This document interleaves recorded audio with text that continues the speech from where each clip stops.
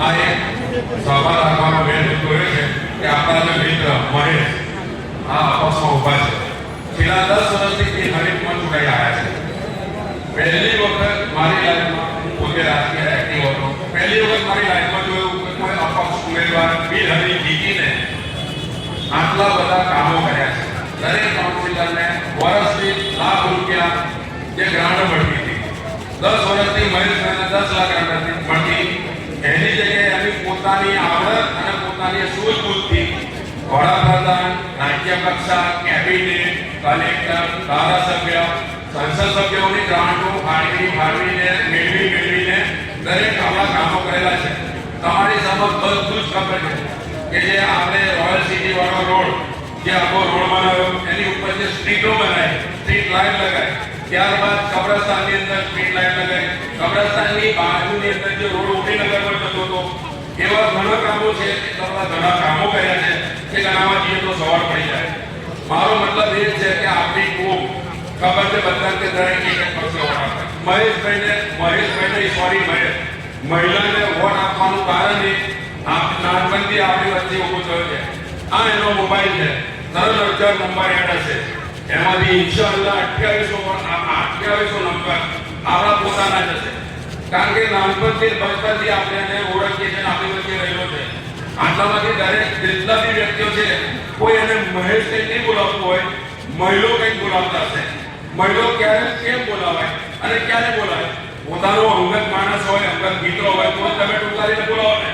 સવારના early morning થી આ કિસ્સો બતાવીશું તો ઇન્શાલ્લાહ મારી એવી ઉમ્મીદ છે મહેશ બીજી પાછળથી બપોર પછીની જરૂર નહીં પડે.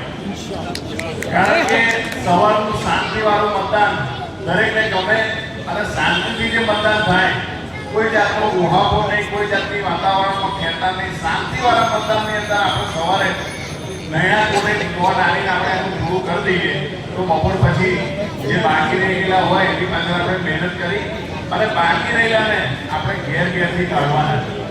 આપણો વોટ બહુ 800 વોટ છે, બહુ શાંતિવાળો વોટ છે. દરેક વખતે એક જ વસ્તુ વિચારે છે, હમણાં જઈએ છે, હજુ બહુ વાર છે, આમાં ટાઈમ જતો રહે છે, વાતો પૂરી કરી, આખી વાતો પૂરી નહીં કરી હતા. એટલે આપણું એક જ ધ્યેય રાખવાનું આ તમામ મિત્રોએ કે એક જણ 3 વોટ નખાવે અને એ આખું મતદાન પૂરું કરે અને આ 1 થી 13 વોટની અંદર સૌથી જંગી બહુમતીથી મહેશ જીતે એવી હું આશા રાખું છું. લોકોને એવું છે કે અપક્ષ કેમ રહ્યું હતું? મહેશ વસાવા શું છે તમને ખબર છે કે નહીં ખબર?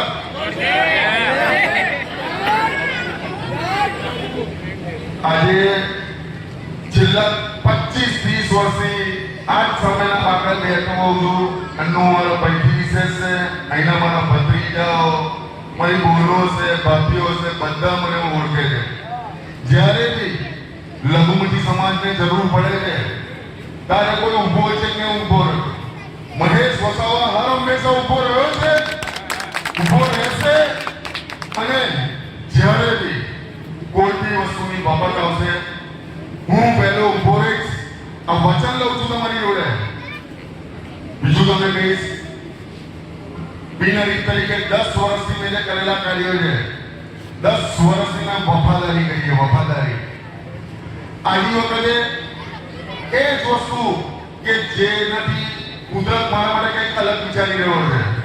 લોકો માટે કુદરત પણ એવું છે કે હવે તને આશીર્વાદની જરૂર છે, તું જા અને આશીર્વાદ ભેગા કરીને મારી વોટ માંગવાની પ્રથા એક જ છે. દુઆની સાથે વોટ જોઈએ. અનુક્રમ નંબર 13 પેટ્રોલ પંપ.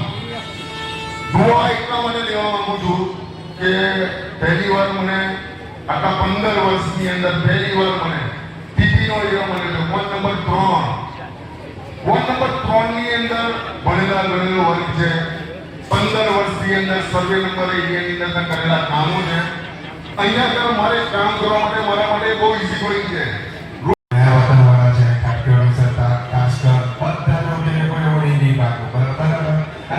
કોઈ બી વસ્તુ પર હંમેશા મહેશભાઈ ફોન કર્યો છે. મહેશભાઈ હંમેશા જે બી વસ્તુ માટે દોડે છે.